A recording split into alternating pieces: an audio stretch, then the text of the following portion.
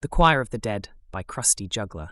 The sun dipped low in the sky, casting long shadows through the stained glass windows of St. Augustine's church, where the air was thick with the scent of old wood and incense. Inside, the choir loft buzzed with chatter and laughter as the choir gathered for their weekly rehearsal. "Come on, everyone. Let's get started before we lose the light," exclaimed Claire, the choir director, her voice ringing with enthusiasm. She stood at the front, a petite woman with a crown of curly hair, her passion evident in every gesture. "You say that every week, Claire," chuckled Frank, the bass leaning against the wooden railing, a playful glint in his eyes. "We're not going anywhere.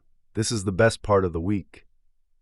The choir members settled into their positions, their vibrant robes swaying like a kaleidoscope of colors.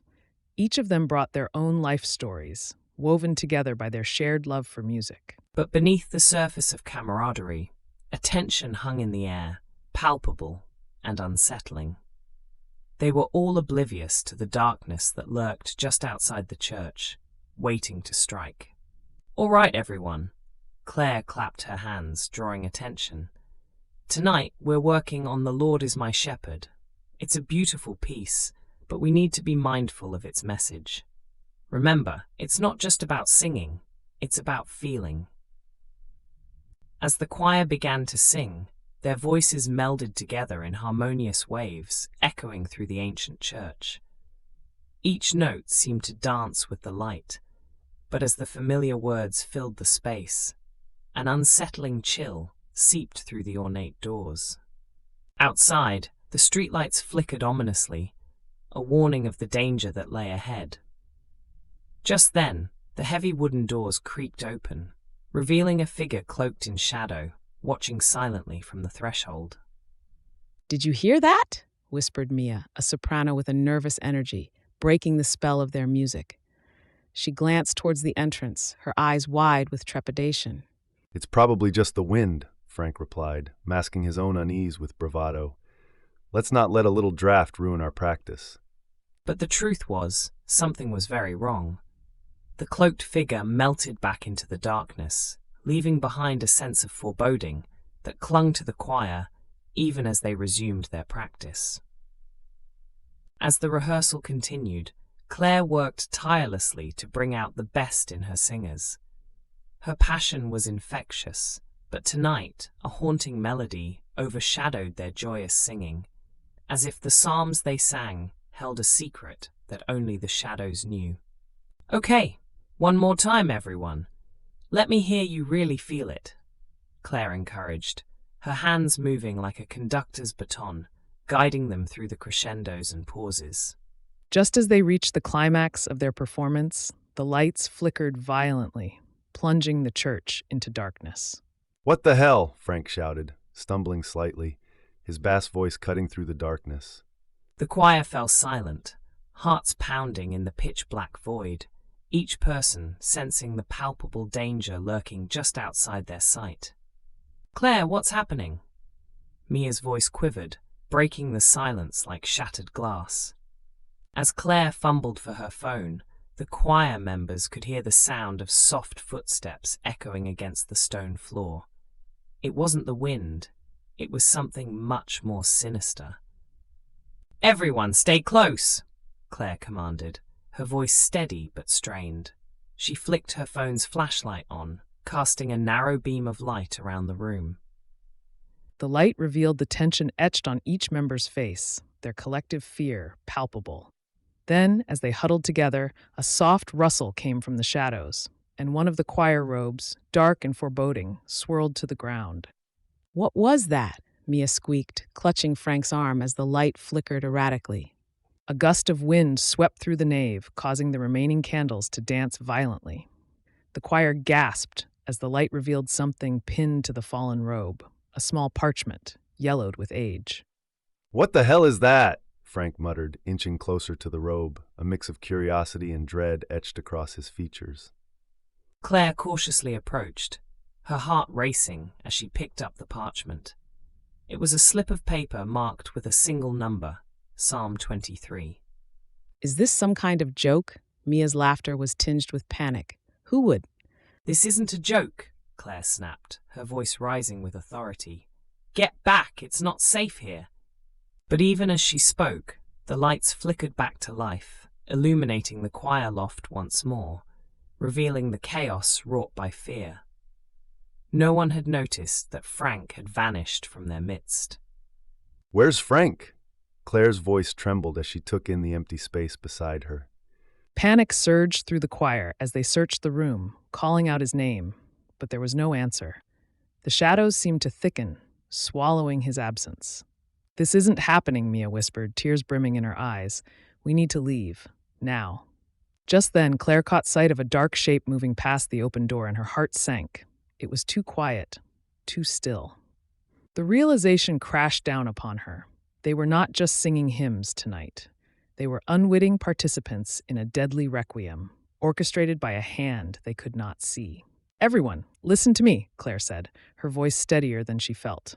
We need to get out of here, now. But as they turned to flee, the door slammed shut with a deafening bang, sealing their fate within the church's stone walls, where music once thrived, but now echoed with a chilling melody of death. In that moment, the choir understood the stakes had changed. They were not merely singing psalms, they were a part of a symphony of death, and unless they could unravel the mystery behind Psalm 23, they might be the next to fall silent. The stage was set, and the choir had become unwilling players in a grim performance, haunted by the knowledge that they were only just beginning to understand the darkness that crept in the shadows. With the air thick with tension and fear, the first act came to a close, a chilling crescendo leading into a night that would test the very limits of their faith and resolve. The flickering of candles cast long shadows across the church, warping the familiar space into a landscape of dread. The heavy oak door loomed behind them, sealed shut, an unyielding barrier that trapped the choir within. Claire felt the weight of their collective fear press down like a leaden shroud, and she pivoted toward her trembling friends. "We need to stick together," Claire commanded, though her voice quivered slightly. "Mia, can you check the windows? Maybe we can pry one open." Mia nodded, her face pale but determined. She moved toward the stained glass, each step echoing in the sudden silence that enveloped them. The vibrant colors of the glass, greens, reds, and blues, seemed mocking in the dim light, painting morbid reflections on the stone floor. I can't believe this is happening, Mia muttered, running her hands along the window frame, searching for an opening. What kind of sick joke is this? It's not a joke, Claire snapped, urgency creeping into her voice. This is serious. Frank is missing, and that parchment, it means something. Mia's fingers froze as her eyes widened. What if he's already? The unspoken fear hung in the air, thick and suffocating.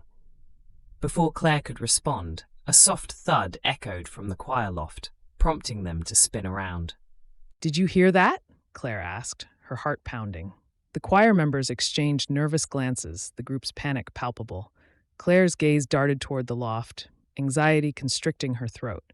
"It's just the wind," a voice called out from the back. David, the choir's bass. He was trying to sound brave, but the tremor in his voice betrayed him.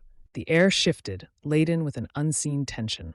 Claire stepped forward, her instincts honed to a razor's edge. We can't afford to ignore anything. If Frank is in danger, we need to find him now. The team rallied, their fear morphing into a focused drive. They climbed the rickety wooden steps to the loft, the floorboards creaking underfoot, the old wood groaning in protest. As they reached the top, the sight of the empty pews sent shivers down their spines. "Look," Claire pointed at the music stand where a single sheet remained. It's a copy of Psalm 23. She picked it up, her fingers trembling as she scanned the familiar verses.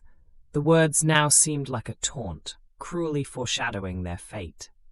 "What do we do?" Mia asked, her voice barely a whisper. Claire's mind raced, piecing together the puzzle that seemed to twist tighter with each revelation. The Psalms are connected to the deaths. If we can understand the next one, we might be able to protect ourselves. The choir members huddled close, their breath mingling in the chilly air. Claire looked into each face, searching for signs of resolve. We need to sing it. Right here, right now. The group hesitated, but the urgency in Claire's tone pushed them forward. They formed a circle, the dim light casting halos around their heads as they began to sing. Their voices floated into the air, trembling but determined. Each note hung heavy with dread, the haunting melody echoing through the empty church. As they reached the line about the valley of the shadow of death, an eerie stillness fell upon them. "What if that means something?" David interrupted, his brow knitted in concern.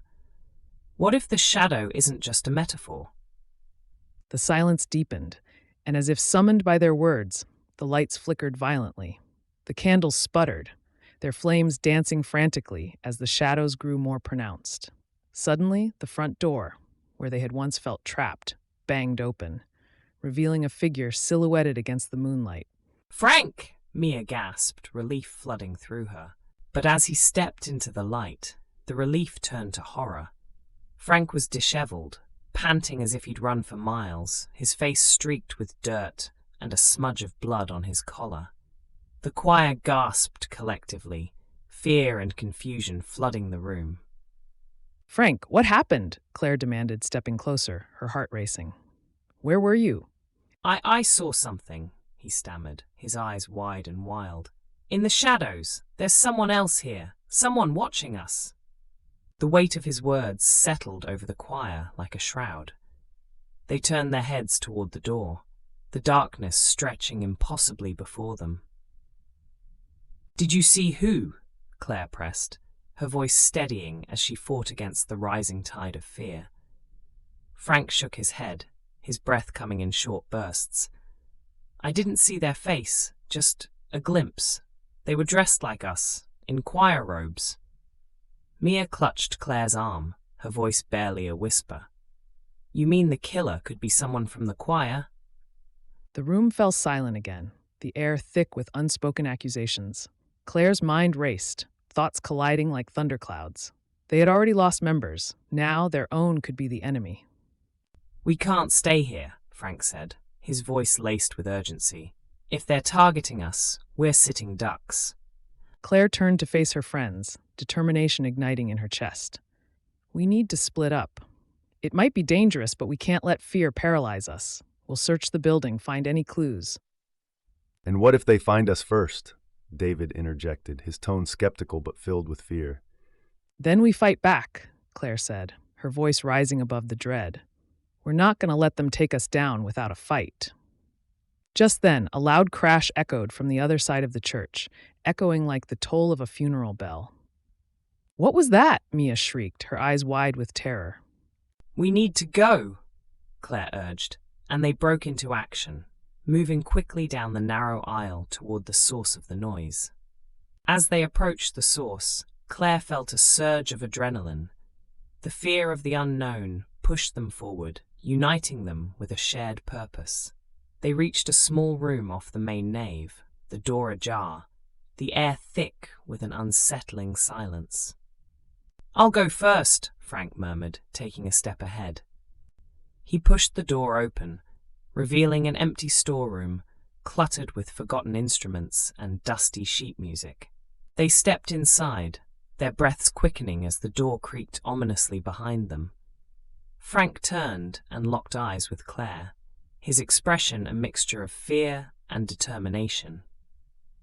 "We need to figure this out," he said quietly, as if acknowledging the gravity of their situation, "before it's too late." The group huddled together, their voices barely above a whisper as they began to piece together the clues. But with every passing moment, the weight of their isolation bore down heavier, the darkness lurking just beyond their reach. Outside, a storm rumbled in the distance, the wind howling as it whipped through the church's crumbling stones, a prelude to the chaos that was about to unleash. With the next psalm looming in their thoughts, Claire felt a chill creep down her spine. The storm outside mirrored the tempest of emotions inside, a swirling mix of dread and resolve. What if the next psalm is already chosen? Mia's voice interrupted her thoughts, barely a whisper but fraught with panic. It's possible, Claire replied, her heart racing. If the killer is using the psalms as a blueprint, each death might be a prelude to the next. We need to figure out which one it is. How do we even start? David asked, glancing nervously around the cluttered room.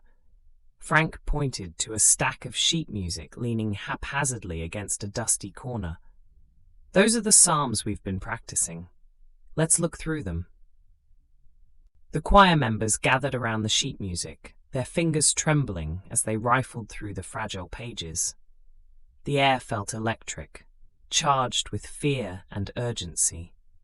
Psalm 23, that was the last one sung during rehearsal, Mia murmured, her voice trembling as she traced the familiar notes with her fingertips.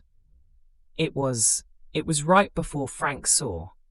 We can't focus on what's already happened, Frank interrupted, his urgency cutting through the tension. Let's find the next one. Claire's eyes darted across the pages, each psalm a haunting reminder of their predicament. They needed to know which psalm would be next, but the fear of the killer's twisted logic weighed heavily upon them. What if it's Psalm 1? Claire suggested, her voice barely above a whisper. The one about establishing the righteous path and the consequences for the wicked. That's a stretch, David retorted, but his eyes held a flicker of doubt. It could also be Psalm 88. It's dark, about despair and death. As they debated, a deafening clap of thunder resonated overhead, causing their hearts to leap into their throats. The lights flickered, casting eerie shadows against the walls, and for a brief moment, they were consumed by darkness. The beauty of chaos, huh? Frank forced a laugh, trying to lighten the mood, but it fell flat among the palpable tension. As the lights stabilized, Claire caught a glimpse of something shimmering on the floor, half hidden beneath an old clarinet case. She leaned down and pulled it into the light, a small, glistening object that sent a jolt through her veins. A silver pin, engraved with the number 23. This was pinned to Evelyn's robe, Claire breathed, gripping it tightly. She was the first to die. The silence stretched, dense like fog, as realization dawned upon them. Each victim, each psalm was marked by these pins. They were not just symbols, they were signatures of the killer's work. That means they're keeping track, Frank said, his voice grave. What if they've already picked the next target? An icy shiver raced through Claire. There's still time. We can't let them dictate our fate. We have to stick together. Mia nodded, her earlier tension easing slightly as she found a glimmer of hope in Claire's words. You're right, we can't fall apart now. As the storm raged outside, winds howled against the windows like the anguished cries of the choir members. They huddled closer, forming a fragile circle of solidarity amidst the shadows that loomed ever larger around them. We need to decide who's going to figure this out, David said, his voice steady, yet laced with fear. We can't all be sitting ducks waiting for the next performance to begin. Claire watched as they shifted their gazes, each member grappling with the weight of the looming decision. Anxiety dripped from the walls, as if the very air conspired against them. I'll look through the psalms again, Claire offered, determination lining her features. I'll check for any patterns, anything that connects them. And I'll check around the church, Frank said, rising from his seat. There might be clues left behind, something that can guide us. Mia hesitated, glancing toward the door, her voice barely more than a whisper. What about me? I can't just sit here and do nothing. The group paused, the weight of her plea hanging heavily in the air. It's too dangerous out there, Mia, David said, his brow furrowing in concern. We can't risk losing anyone else. But we can't afford to be complacent, Claire countered, her voice sharp but tinged with fear. We have to act while we still can. Even as Claire spoke, she felt a tremor of doubt, a nagging fear that they were playing into the killer's hands by fragmenting their unity. Maybe Mia could stay hidden, Frank suggested, his tone careful. If we have someone in here, we can relay information back and forth. Mia brightened at the suggestion, but the flicker of hope was quickly extinguished by a loud crack of thunder, shaking the very foundation of the building. Fine, she relented, albeit reluctantly. I'll stay, but you two be careful. I have a bad feeling about this. As they divided their tasks, Claire felt a growing sense of dread pooling in her stomach. The stakes were higher than ever. Frank stepped toward the exit, hesitating just for a moment. Just remember, if you hear anything strange, anything at all, come find us. With a nod, Mia felt the heaviness of isolation settle over her as Frank and David disappeared into the dimly lit corridors of the church. They'll be all right, she whispered to herself, trying to suppress the gnawing anxiety. Alone now, Mia's heart raced as she paced the room, the silence amplifying every creak of the floorboards and distant rumble of thunder. She could feel the walls closing in, shadows creeping toward her like forgotten memories. Meanwhile, Claire hunched over the scattered psalms, her fingers brushing against the brittle pages. Come on, there has to be something, she muttered, searching the sheets with growing desperation. Suddenly, her finger caught on a specific psalm, Psalm 88, its title sending a chill down her spine. The words screamed despair, the haunting imagery reflecting the fear that had sketched lines across her face. It's poetry about death, she murmured, her voice trembling. The darkness is my closest friend. As she read further, an idea sparked. The theme echoed in her mind, despair, shadows wrapping around the light, each syllable a harbinger of doom.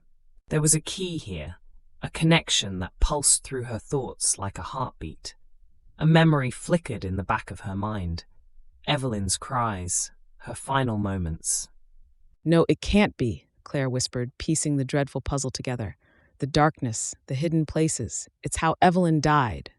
Just then, a loud crash echoed from the corridor, sending her heart racing. The door rattled violently before a shadow flickered across the threshold. Frank, Claire called, fear tightening her throat. David? Silence greeted her, thick and oppressive. Panic surged as she stumbled toward the door, hand trembling on the knob. With a swift turn, Claire flung the door open, revealing a darkened hall illuminated only by flashes of lightning. But there was no one there. Guys, she called, her voice echoing into the void. Just then, the lights flickered again, illuminating a figure at the far end of the hall. Claire, the figure called, a voice both familiar and chilling. Her heart sank as she recognized the figure, the familiar silhouette sending a wave of horror crashing through her. What are you doing here? She stammered, her instincts screaming for her to run. As the figure stepped closer, the shadows absorbed him, revealing the unmistakable glint of metal, a silver pin engraved with the number 23. You shouldn't have come here, the figure whispered, the grin spreading across his face like a festering wound. You're in the wrong part of the choir. The realization hit her like ice water. This wasn't just a member of the choir, it was a specter of the past. The killer had been hiding in plain sight all along. Claire's blood ran cold as she backed away, the walls closing in around her. What do you want? She gasped, her mind racing to find a way out. The killer chuckled, a sinister echo that reverberated through the hall. Oh, you'll find out soon enough. The final psalm awaits. And with that, he lunged forward, the darkness swallowing her scream as she stumbled backward into the unknown, her fate now intertwined with the deadly requiem unfolding around her. As the storm raged on outside, the choir's fate hung precariously in the balance, a chilling reminder that the next note could very well be their last. The storm's fury lashed against the old church, thunder rumbling like a beast awakened from slumber. The flickering lights cast haunting shadows on the walls, and Claire felt her heart thundering in time with the storm outside. Her breath came in shallow gasps as she stared into the abyss of uncertainty before her. The figure stepped closer, the light glinting off the silver pin, this time illuminating the engraved number 23 more clearly. "You know what this means, Claire." His voice dripped with malice, each word cutting through her like a blade. "Another soul to join the choir." You killed Evelyn," Claire stammered, her mind racing to connect the dots. "You killed them all." The figure chuckled, a sound that sent shivers down her spine. "Not just them, Claire. I'm composing something grander, a requiem for the lost souls, and you're to be the finale." With every step he took, she felt the air grow thicker, the shadows clawing at her from the edges of the dim corridor. Panic surged within her, driving her instincts to take flight. The figure's laughter echoed around her, a symphony of malice she could not escape. "Why? What do you gain from this?" she asked, desperation lacing her voice. The figure paused, his smile widening as if she had just posed a delightful riddle. "Oh, sweet Claire, it's not about gain. It's about the beauty of despair. Each death, a note in my melody, a requiem where the choirs of the damned sing in unison." Claire's mind whirled, a tempest of dread and anger. She took a step back, her fingers brushing against the cold, rough stone wall, grounding herself amid the chaos swirling inside her. "You're mad," she breathed, feeling the weight of his gaze. "Madness is just another form of sanity in a world so twisted," he countered, eyes glinting in the dark. "You'll understand soon enough." "Will I?" Claire shot back, her voice firmer. "Or will it be too late for me? I won't be another one of your victims." Suddenly, she felt a surge of defiance. "You can't control me. I'm not afraid of the darkness." The figure's laughter faded into a low, menacing chuckle. Male. "Oh, but you should be. The darkness has its own desires, and it hungers for your light. You think you're fighting it, but you're merely a pawn in this grand composition." As he moved closer, she caught a glimpse of something in his eyes. A flicker of fear, perhaps? It was a crack in his malevolence that she seized like a lifeline. "You're afraid, aren't you? Afraid of being alone in the darkness." His expression shifted, confusion flickering behind the twisted mask of cruelty. "Fear is a weakness, Claire. I've embraced the darkness. You should try it. It's liberating." "But it's lonely," Claire shot back, her voice echoing off the stone. "The choir needs harmony, light and dark intertwined, not one overpowering the other." His face contorted in rage, the facade cracking. "You don't understand," he spat, taking a menacing step forward. "You think you can teach me about harmony?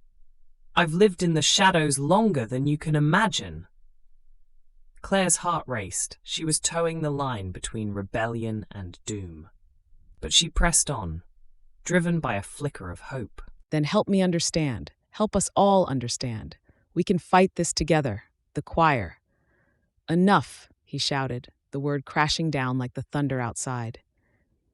"You're nothing but a naive child. The choir will sing, but it won't be for redemption. It will be a requiem for your kind, for those who dared oppose the darkness." "You don't have to do this," Claire pleaded, stepping closer despite every instinct telling her to flee. The shadows danced around them, a swirling tempest reflecting the chaos within him. "You can still change. You can still be part of the light." For a fleeting second, uncertainty crossed his face as he grappled with her words. But then the mask of fury returned, and he lunged forward, pinning her against the wall. "You think you can save me? You're just a voice in the choir, a note waiting to fade into silence. But I'll let you sing your final song." Claire felt the cold steel of the pin pressing against her throat, fear flooding her senses. But beneath the fear lay a flicker of resolve. In an act of desperation, she swatted his arm away, seizing the moment to break free. She bolted down the hall, adrenaline surging through her veins, heart pounding against her ribcage. Behind her, she could hear him growling, furious footsteps crashing against the floor as he pursued her. "You can't escape! This isn't over, Claire." With every turn, she felt the shadows closing in, the storm outside mirroring the tempest inside her. But as she raced through the darkened corridor, she spotted an open doorway at the end, a chance to escape. "Help, somebody!" she cried, her voice echoing in the emptiness. Bursting through the door, she collided with something solid. The figure of Frank materialized from the shadows, his expression a mixture of concern and determination. Claire, what's going on? In that moment, Claire didn't have the luxury of explanation.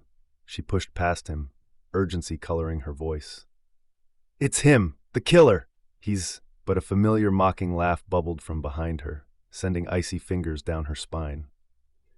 "You think you've outsmarted me? The final psalm approaches and your time is running out." Claire felt her resolve waver, the darkness creeping back into her mind, threatening to consume her. But Frank stepped beside her, his presence igniting a spark of courage. "We'll face him together. You're not alone in this." Claire steadied herself, inhaling deeply. "He wants to use us. We have to stop him before it's too late." Outside, the storm raged on, the choir of the dead echoing in the distance, a haunting reminder of what awaited them.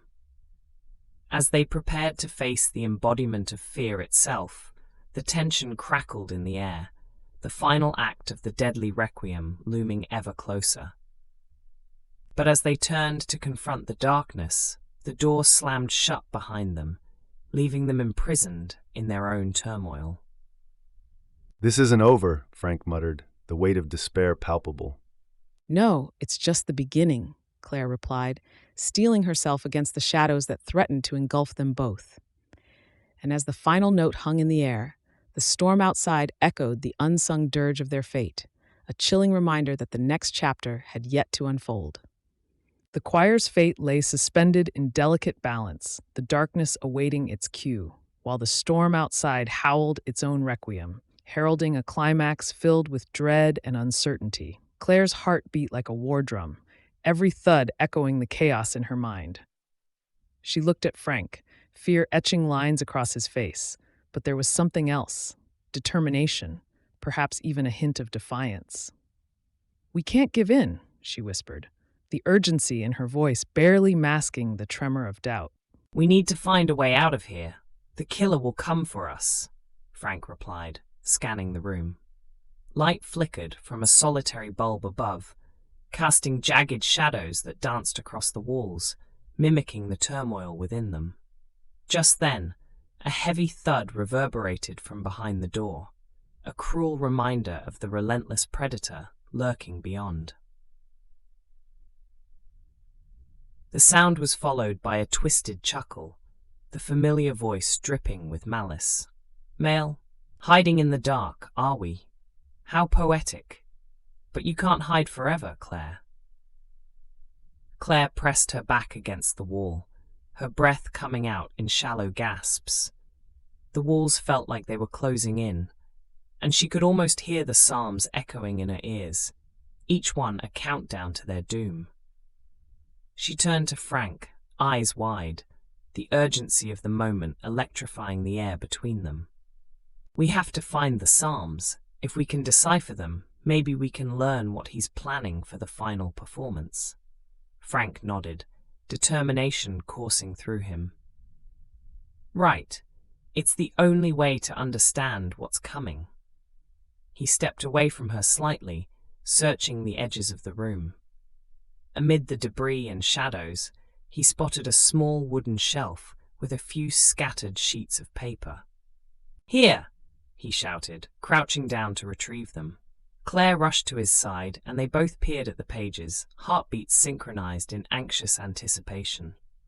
The first sheet read, Psalm 22. Claire felt a chill crawl down her spine. This was the last one sung before Jacob died. It's a foreshadowing. Frank's fingers trembled as he traced the words. It speaks of betrayal and despair. It's how Jacob died, strangled in the cloister. The next page was Psalm 23, the same one that had haunted her since the beginning. "Though I walk through the valley of the shadow of death," she whispered, dread pooling in her stomach. It's not just a warning, it's a promise. Suddenly, the door rattled violently, and they exchanged fearful glances. The voice taunted again, closer now. "What's wrong? Don't you want to hear the music? Come out and play." Claire felt the panic rising within her. "We have to move, Frank. We can't let him find us here." "There might be another way out," he said, urgency sharpening his voice. "Through the back room." Claire nodded, adrenaline coursing through her veins. They hurried toward the back of the room, passing the ominous shelf filled with psalm sheets. As they approached the door, it suddenly swung open, slamming against the wall with a bone-rattling crash. Standing in the doorway was the killer, framed by shadows, a twisted smile on his face. "Going somewhere?" "Get down!" Frank shouted, shoving Claire behind him, instinctively positioning himself as a shield. The killer lunged forward, the gleam of a blade catching the flickering light. Claire's instincts kicked in, and she grabbed a nearby metal lamp, swinging it with every ounce of strength she possessed. The lamp connected with his arm, sending the knife skittering across the floor. "You little," he growled, rage contorting his features. Claire seized the moment, darting past him. But as she turned, she caught a glimpse of Frank's struggle. The killer had recovered, and their eyes locked for a brief second filled with terror and fury. "Frank!" she screamed, diving back in a desperate bid to help. Just then, the killer swung a fist at Frank, but he dodged, retaliating with a sharp jab to the ribs. "Get out!" Frank shouted, the fight igniting a fire within him. He knew they had only one option left. Claire scrambled towards the door. The storm outside roared, thunder rumbling, mirroring the chaos within the room. She reached the handle, pulling it with all her might, but it wouldn't budge. "No, you can't hide forever," the killer jeered, regaining his composure. Behind her, she heard the scuffle intensify. Frank's determination rang out, each punch and kick echoing like a desperate psalm. Then, silence. Claire turned, dread coiling in her stomach. The room felt heavier, the air thick with tension as she peered back into the chaos. Frank was on the ground, the killer looming over him, a cruel smile curling his lips. "You're both so naive. This is my requiem." In that moment, something within Claire ignited. "No," she shouted, barreling forward. She grabbed a metal grate from the floor and swung it with all her might. The metal connected hard with the killer's skull, sending him sprawling back with a guttural gasp. Breathing heavily, Claire rushed to Frank's side, helping him up. "Are you all right?" He nodded, eyes widening as he pointed behind her. "The door!" Claire spun around. The door had swung ajar, a glimmer of hope cutting through the darkness. "We have to go, now." With adrenaline fueling their escape, they dashed through the opening, the killer's roar of fury echoing behind them. "This isn't over, Claire. The final psalm will be sung." Claire's heart raced as they broke free into the stormy night, the wind howling like the choir of the dead. But even as they fled, a question hung heavy in the air. What awaited them at the final performance? The killer's words haunted her as they ran, the echoes of the psalms weaving through the storm, an ominous reminder that the final act was yet to unfold. The storm raged on, a harbinger of the chaos yet to come, as Claire and Frank plunged into the night. Their fates forever entwined, in a deadly requiem both had yet to fully comprehend. The rain lashed down as Claire and Frank sprinted through the darkened alley, each footfall splashing in puddles that mirrored their frantic hearts. The storm enveloped them, but the echoes of the killer's threat clung to the air like the haunting notes of a forgotten hymn. "We can't stop," Claire panted, her breath coming in ragged gasps, the chill of adrenaline coursing through her veins. "Where do we go?" Frank's voice was strained, a mix of fear and urgency. He glanced over his shoulder, half expecting the killer to emerge from the shadows.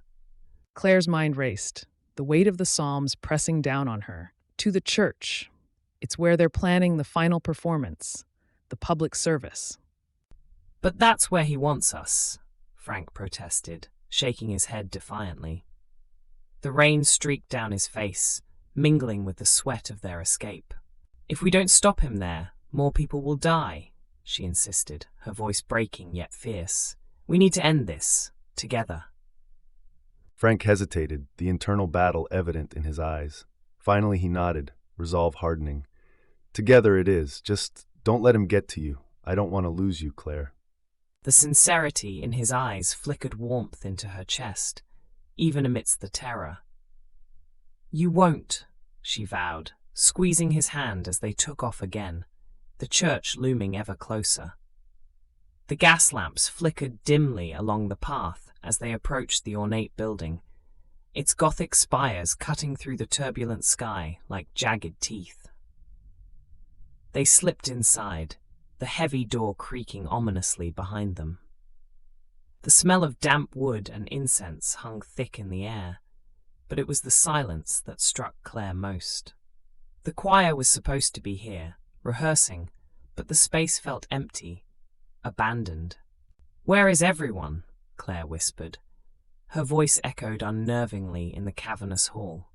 "I don't know," Frank replied, scanning the pews, the altar draped in red and gold fabric that gleamed even in the dim light. "But we need to find a way to warn them." Before he could finish, a flicker of movement caught Claire's eye. She turned, heart racing, as a figure emerged from the shadows by the altar. It was Mary, the choir director, her face pale and drawn, eyes wide with terror. "Claire, Frank," she cried, rushing toward them. "I was looking for you. You have to listen." "It's the killer," Frank interrupted, urgency thick in his voice. "He's planning to use the choir for a mass killing. We need to stop him before the final psalm is sung." Mary's expression shifted from confusion to dawning horror. "We've already started. He's using the psalms to pick us off one by one. We need to evacuate everyone." Claire's heart sank. The pieces were falling into place, a grim melody weaving through their conversation. The killer. He's here. He's already infiltrated the choir. Just as she finished, the lights flickered and dimmed, plunging the sanctuary into darkness. A cacophony of gasps erupted from the shadows. The choir had gathered, unaware of the danger lurking in their midst. "Get everyone outside," Frank shouted, his voice cutting through the chaos. "We'll buy you time." But the words barely escaped his lips before the church doors slammed shut, the heavy sound echoing like a death knell. In the darkness, a chilling laughter reverberated, sending shivers down Claire's spine. "You're too late." The killer's voice dripped with malice, echoing around them like a choir of the damned. "The requiem is about to begin." Claire felt a surge of panic. The storm outside roared with rage, but inside the church, another storm was brewing, a deadly symphony poised to shatter the silence with catastrophic notes. "We need to fight," she declared, the fire of defiance igniting within her. "We can't let him finish this." With renewed determination, Claire and Frank surged toward the choir, ready to protect the innocent and confront the darkness that had plagued them all. The final act was about to unfold, and they would not stand by while the killer orchestrated his sinister requiem. The storm outside howled as the church trembled, a sound echoing the chaos inside. Claire and Frank pushed their way through the throng of confusion towards the altar, where Mary stood, her shaking hands clutching a music sheet with the remaining psalms. "Listen," she yelled, her voice rising above the panic. "Each psalm has a number. We can't let him use them. If we know what's next, we can stop him." Claire's heart raced as she reached for the sheet, its crumpled edges damp with sweat. "Psalm 27, she read aloud. "The Lord is my light and my salvation." "Light?" Frank interrupted, glancing nervously toward the flickering fixtures above. "What does that mean? How can we use it?" Mary's eyes darted around, calculating. "The killer could strike at the light. We need to keep it on, distract him." Suddenly, a loud crack echoed through the church. A bolt of lightning illuminated the stained glass, revealing the killer perched on a balcony, shadows clinging to his face, laughter dancing on his lips. "Oh, my dear choir, sing the next psalm. Let's see who shines the brightest." Fear twisted within Claire, but she forced it down. "We can't let him control us," she whispered fiercely. "We have to sing, but not for him." "Together," Frank rallied the choir, his voice rising like an anthem against despair. "We sing for each other. We sing to fight back." The choir members, faces ashen but determined, formed a tight circle around the altar. Claire joined them, her voice steady. "Psalm 23, she began.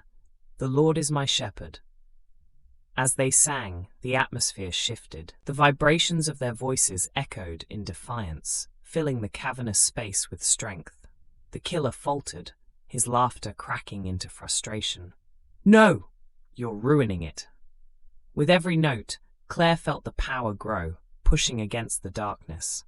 The candles began to flicker brighter in response, illuminating hidden corners, revealing the killer's creeping shadow. "Keep singing," Mary urged, her voice fierce. "We are the light." Suddenly, the flickering lights steadied into a burning glow, and the killer, now visibly agitated, lunged from the balcony. Frank caught sight of his movement, adrenaline surging. "Now!" he shouted, and the choir harmonized on the last note, their voices piercing the air. A blinding flash erupted from the lights, bathing the church in radiant clarity. The killer stumbled, momentarily blinded, as Claire and Frank leapt forward. "Together!" they shouted, tackling him to the ground, a cacophony of chaotic musicians colliding with their tormentor. As he struggled beneath them, Claire felt the weight of fear lift. The symphony of terror had been silenced, and with it came a profound sense of victory. The requiem was over. In the aftermath, as the storm outside began to calm, the choir members gathered, breathing deeply, still shaken but alive. The final psalm had been sung, not by the dead, but by those who lived on to tell the tale. The killer was captured, his plans thwarted, but the harmony of hope lingered in the air, a reminder that light could pierce even the darkest shadows. Claire exchanged a glance with Frank, their resolve solidified, knowing the choir would sing again, this time for a brighter future. Thank you for listening. Please subscribe, ring the bell, and tell your friends about my listening library.